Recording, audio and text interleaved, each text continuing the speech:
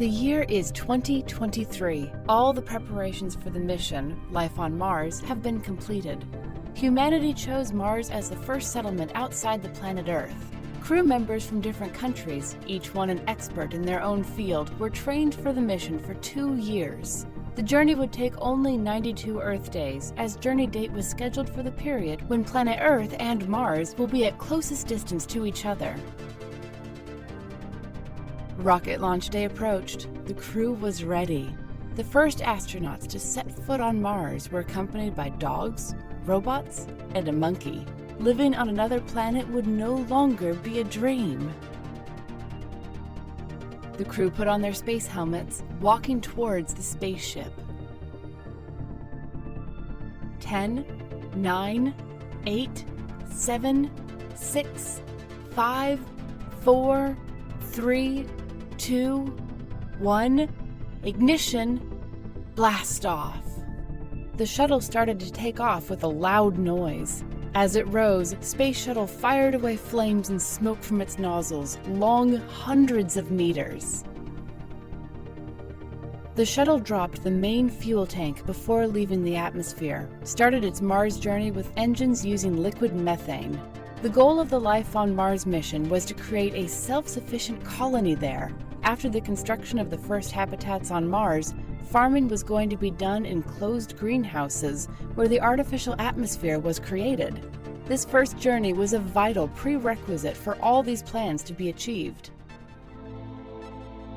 After a 3-month journey, they made a successful landing on Mars. Exploration vehicle and robots were off board to begin the initial measurements. The incoming data showed that the outside was safe. Actually, outside was very hot, but spacesuits could withstand extreme temperatures from negative 150 Celsius to 120 degrees Celsius, or negative 249 degrees Fahrenheit to 250 degrees Fahrenheit. In the first stage, monkey and dogs set their paws on Mars. That was one small step for an animal, but one giant leap for Animal Kingdom. The moment they set their paws on the planet, they started flying in the air. The gravity of Mars was much lower compared to the Earth.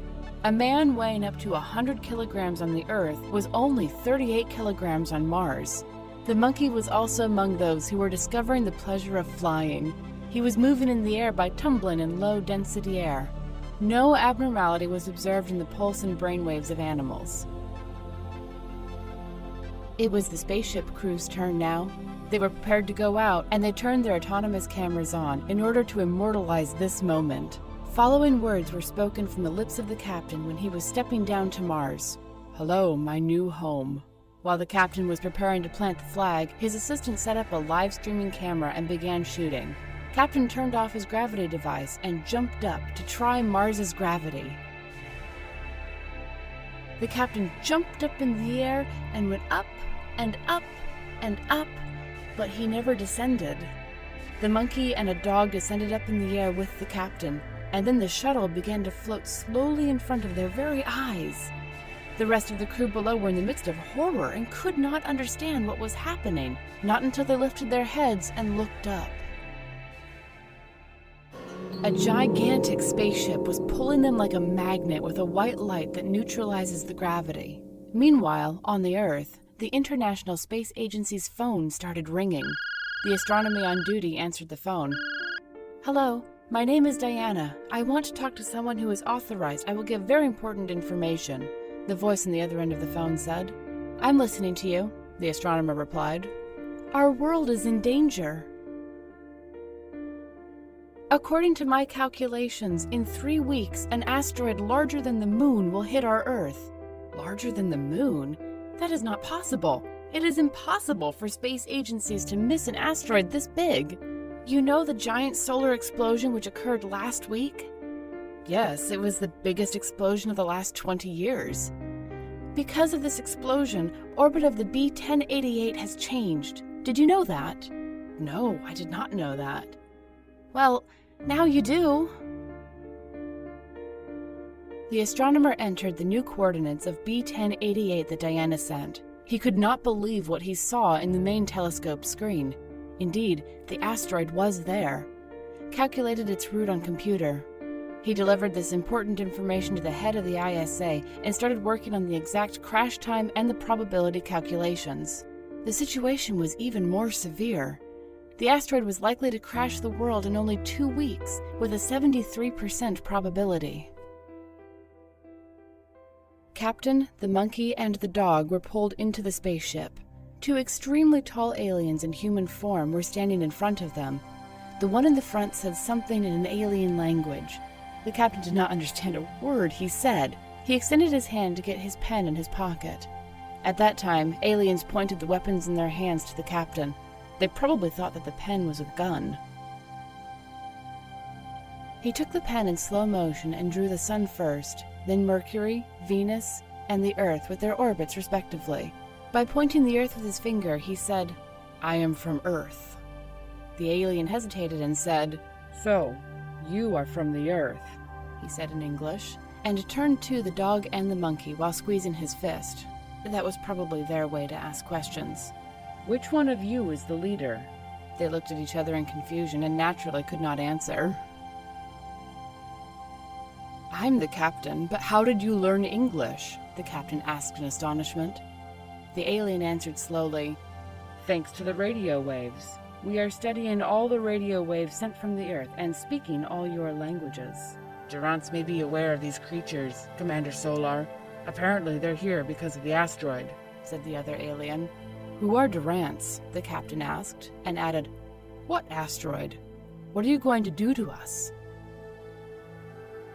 Durance live in the second largest moon of the planet 6, that is, Saturn's, Rhea. We live in Titan, the biggest moon of Saturn. There's a long war between us. "Why are you fighting?" the captain hesitantly asked. "Because of the Mars crystals. Durance do not like sharing. Now we must return to Titan immediately. We will decide what to do to you later. When the time comes, you will find out what the asteroid is." He turned to his assistant and ordered, "Drop their ship back to Mars."